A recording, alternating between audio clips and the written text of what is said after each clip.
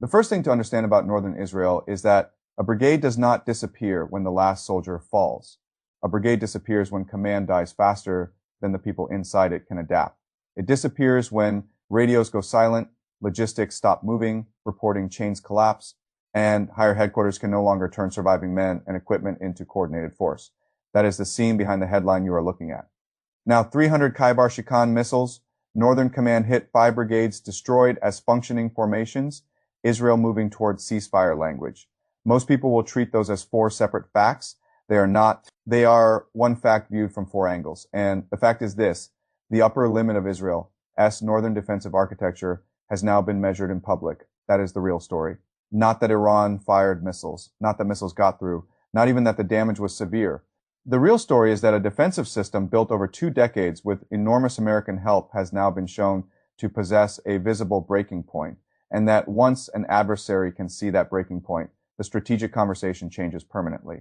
Let me start with Northern Command because too many people talk about it as if it were just another headquarters compound.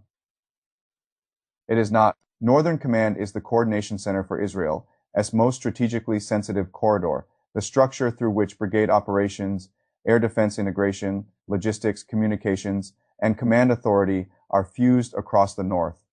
Strike that brain and you do not just create casualties, you create confusion. Strike the right supporting nodes around that brain and confusion becomes paralysis. That is what makes the phrase 5 brigades destroyed so serious.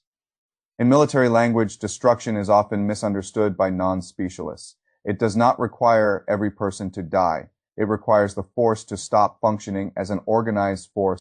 Once a brigade loses command, coherence, resupply communication, and operational linkage to higher headquarters, it crosses a line. It may still contain armed people. It may still possess some surviving vehicles, but as a brigade, as a real unit inside a real campaign, it is gone. That appears to be what happened here. And if that is true, then Iran did not fire at symbols. It fired at a system that distinction matters more than any public casualty count, because firing at a symbol is theater. Firing at a system means you have spent years learning how the target really works. Look carefully at what this implies. The strike package was not built around the fantasy that one spectacular hit on one famous building would decide the war. It appears to have been built around a much colder idea: identify the command nodes, backup nodes, relay architecture, support hubs, and brigade-level dependencies that keep the northern theater alive, then size the salvo so that enough missiles survive interception to break that architecture in one compressed window. That is not opportunism. That is preparation. And now we get to the air defense question, which is where institutions usually become evasive. Did Iron Dome fail? Did David S. Sling fail? Did Arrow fail? Number that is too simplistic and too convenient. A system can perform according to design and still be strategically insufficient against the attack volume it actually faces. That is the uncomfortable truth here. Missile defense is always finite. Interceptor magazines are finite. Engagement timelines are finite. Processing capacity is finite. Reload cycles are finite. Geographic coverage is finite. If the offensive side has spent years designing an attack package that pushes beyond those ceilings, then the defender's problem is not whether the system works. The defender's problem is whether the system works at the scale required in the moment that matters. This is where the headline should really begin, because the real story is not that Israel had defenses. The real story is that Iran built for the specific purpose of overwhelming them.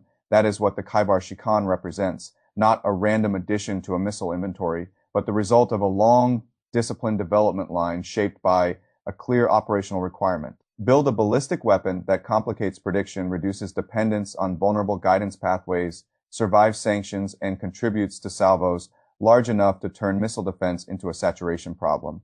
That is exactly what a lot of Western commentary spent years refusing to take seriously. The underlying assumption was always the same. Iran is sanctioned, Iran is constrained, Iran lacks access to Western precision ecosystems, therefore Iran's progress must remain limited. But the real world does not reward assumptions just because institutions become comfortable with them.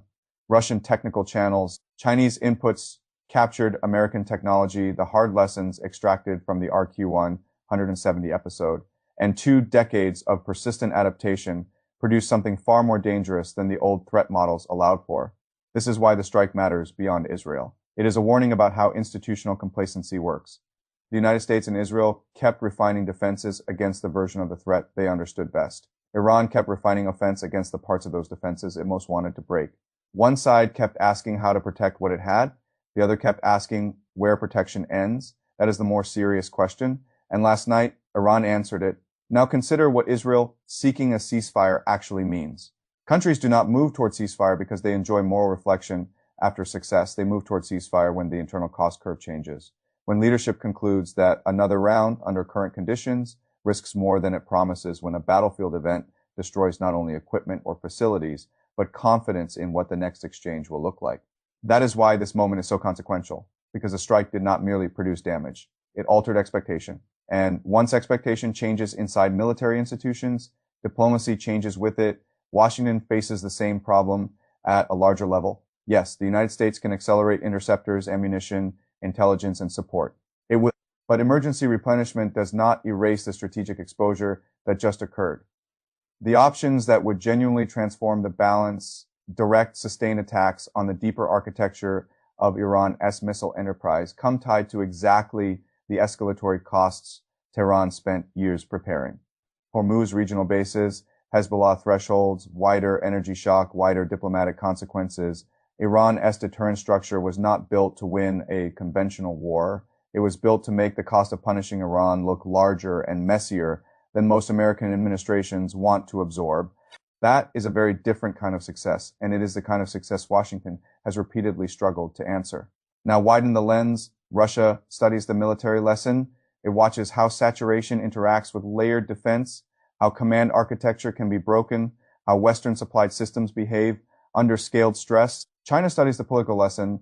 It watches what happens to alliance credibility when a heavily supported security architecture reveals its ceiling in public. It watches what space opens when American strength remains immense but no longer looks unambiguous.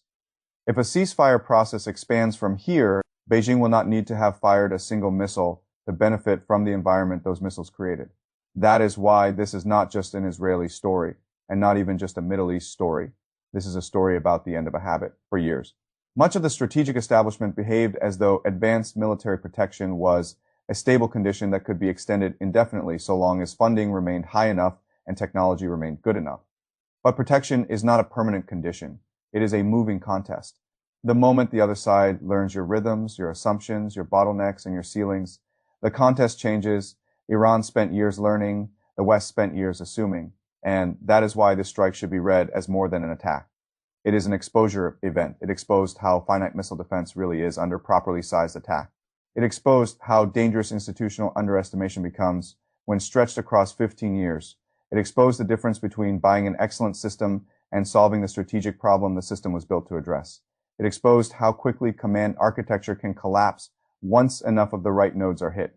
And it exposed how narrow Washington's real options become after an ally shield has already been measured in public. People will argue about the exact damage figures. They will argue about how many missiles were intercepted, how many facilities were fully destroyed, how many brigades can be reconstituted, how quickly command can be restored. Those are important questions, but they are not the first question. The first question is much harsher. What happens after an adversary proves it can size an attack above your defensive ceiling? That is the question sitting over northern Israel tonight. And it is the question the American strategic establishment will spend the next decade trying and failing to avoid, because once an upper limit is publicly measured, it stops being a technical detail. It becomes a political fact, and political facts travel much further than missiles.